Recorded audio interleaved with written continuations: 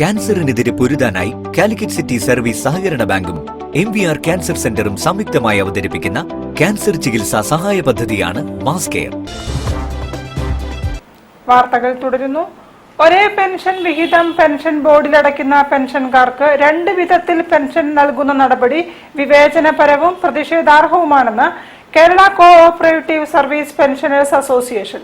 പെൻഷൻകാരുടെ ആവശ്യങ്ങൾ ഉന്നയിച്ച് നടത്തുന്ന നിയമസഭാ മാർച്ചിനെ കുറിച്ച് വിശദീകരിക്കുകയായിരുന്നു ഭാരവാഹികൾ. സഹകരണ മേഖലയിലെ ജീവനക്കാർ ഈ പെൻഷൻകാർക്ക് ആനുകൂല്യം വർദ്ധിപ്പിക്കുന്നതിനാണ് കമ്മീഷൻ നിയമിച്ചത്. പക്ഷെ റിപ്പോർട്ട് പുറത്തു വന്നപ്പോൾ ഇപ്പോൾ നൽകുന്നത് തന്നെ അധികമാണ് എന്ന് പറയുന്ന രീതിയിലുള്ള റിപ്പോർട്ടാണ് പുറത്തു വന്നത്. അതിന് അവർ പറഞ്ഞുള്ള കാരണം ഈ പെൻഷൻ ബോർഡിൻ്റെ വയബിലിറ്റി വലിയ പ്രയാസം നേരിടും. അതുകൊണ്ട് പെൻഷൻ വയബിലിറ്റി വർദ്ധിപ്പിക്കാൻ ആവശ്യമായ ചില നിർദ്ദേശങ്ങൾ കഴിഞ്ഞ 2021 കമ്മീഷന് മുമ്പാകെ ഞങ്ങൾ നിർദ്ദേശം സമർപ്പിച്ചതാണ്. ഇന്ന് തന്നെ 1596 കോടി രൂപ നിക്ഷേപമായിട്ടുള്ള ഒരു സഹകരണ പെൻഷൻ ബോർഡാണ്.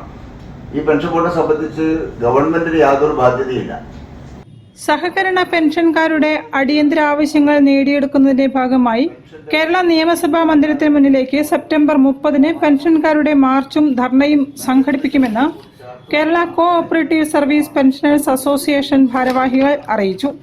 ധർണ LDF convener TP Ramakrishnan MLA ഉദ്ഘാടനം ചെയ്യും. രമേശ് ചെന്നിത്തല MLA മുഖ്യപ്രഭാഷണം നടത്തും. സഹകരണ പെൻഷൻകാർക്ക് 10% ക്ഷമാശ്വാസം അനുവദിക്കുക, പെൻഷൻ പരിഷ്കരണത്തിന്റെ ഭാഗമായി 15% ഇടക്കാല ആശ്വാസം അനുവദിക്കുക, മിനിമം മാക്സിമം പെൻഷൻ വർദ്ധിപ്പിക്കുക തുടങ്ങിയ നിരവധി ആവശ്യങ്ങൾ ഉന്നയിച്ചുകൊണ്ടാണ് പ്രതിഷേധ പരിപാടി സംഘടിപ്പിക്കുന്നത്.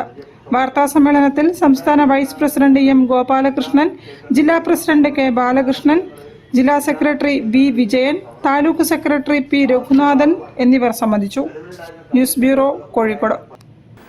ആന്റിബയോട്ടിക് മരുന്നുകളുടെ ഉപയോഗത്തിൽ ജാഗ്രത പാലിക്കണമെന്നും കുറിപ്പടിയില്ലാതെയുള്ള ആന്റിബയോട്ടിക്